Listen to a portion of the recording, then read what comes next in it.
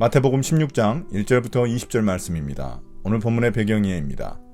앞서 세 가지 기적이 일어났음에도 불구하고 종교 지도자들은 예수님께 또 다른 표적을 요구합니다.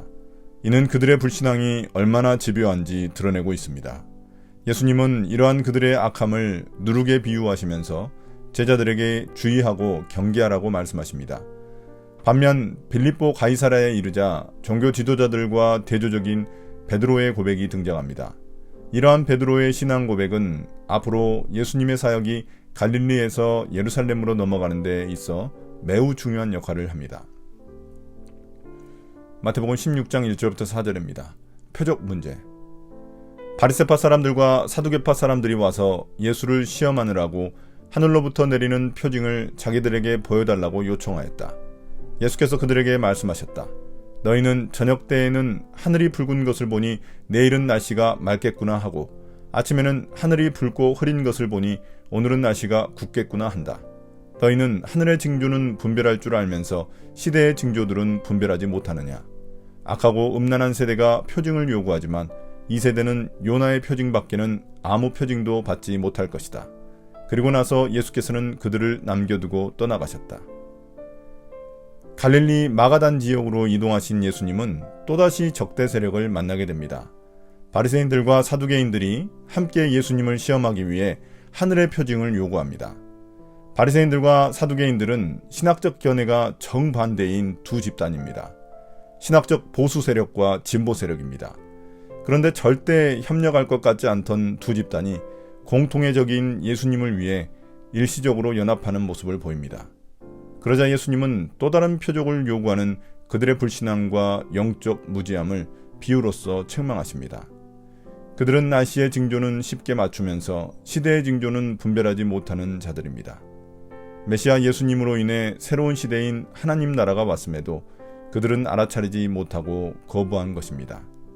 이러한 그들의 불신앙은 악하고 음란한 세대라는 말로 요약할 수 있습니다. 구약에서 불순종하고 우상 숭배하던 이스라엘을 부르던 말입니다. 예수님은 완악한 그들에게는 요나의 표적밖에 보여줄 게 없다고 하십니다. 예수님의 십자가 죽음과 부활을 암시하는 것입니다. 이처럼 믿음이 없이는 하나님 나라를 경험할 수 없습니다. 마태복음 16장 5절부터 12절입니다. 종교 지도자들의 누룩 조심. 제자들이 건너편에 이르렀는데 그들은 빵을 가져오는 것을 잊었다. 예수께서 그들에게 말씀하셨다. 너희는 바리새파 사람들과 사두개파 사람들의 누룩을 주의하고 경계하여라.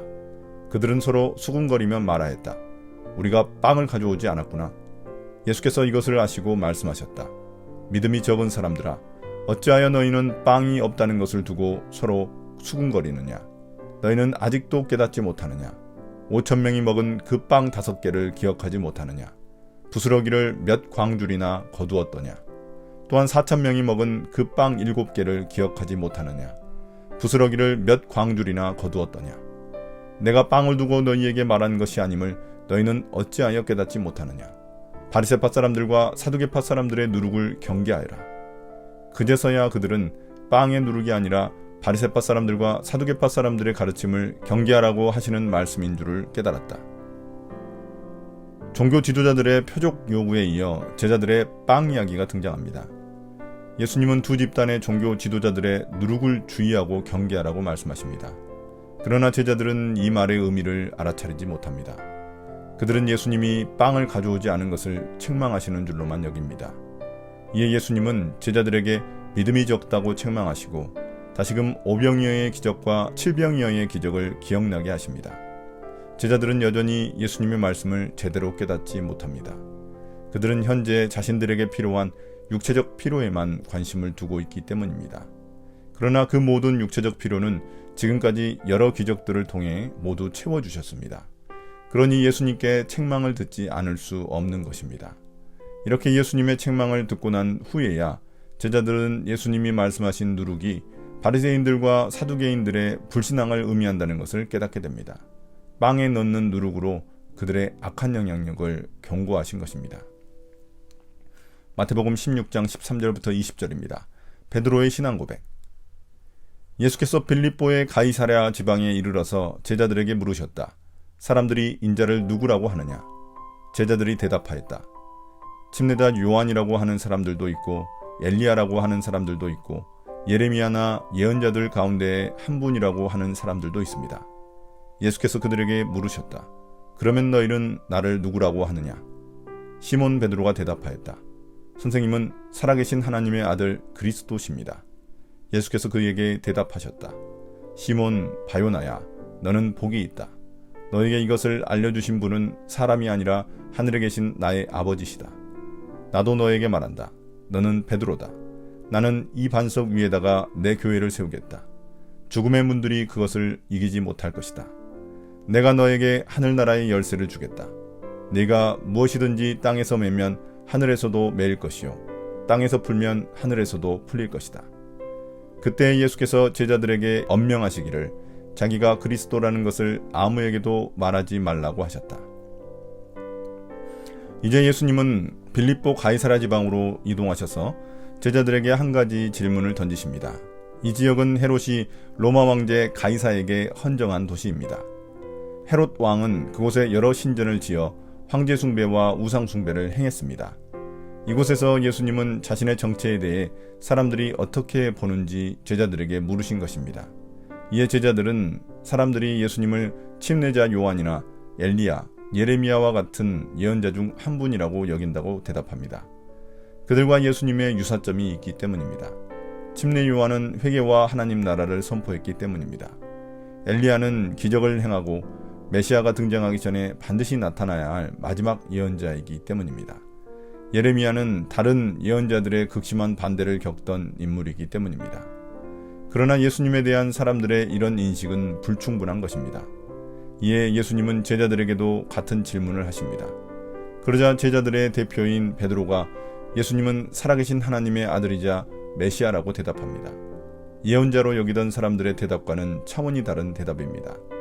특히 이 고백의 배경이 되는 빌립보 가이사랴 지역은 사람들이 황제를 신의 아들로 숭배하던 곳입니다. 그런데 이곳에서 예수님을 살아계신 하나님의 아들이라고 고백한 것은 참된 신이 누구인지 드러내는 고백인 것입니다. 또한 메시아라는 고백은 제자들의 첫 번째 고백으로서 마태복음 전체의 중요한 전환점 역할을 합니다. 이런 베드로의 고백에 대해 예수님은 이러한 사실을 깨닫게 하신 분이 하나님 아버지라고 하십니다. 바로 앞단락에서도 영적 둔함으로 예수님께 혼난 것을 볼 때 베드로의 이런 고백은 하나님의 은혜로 주어진 것이라고 밖에 볼 수 없습니다.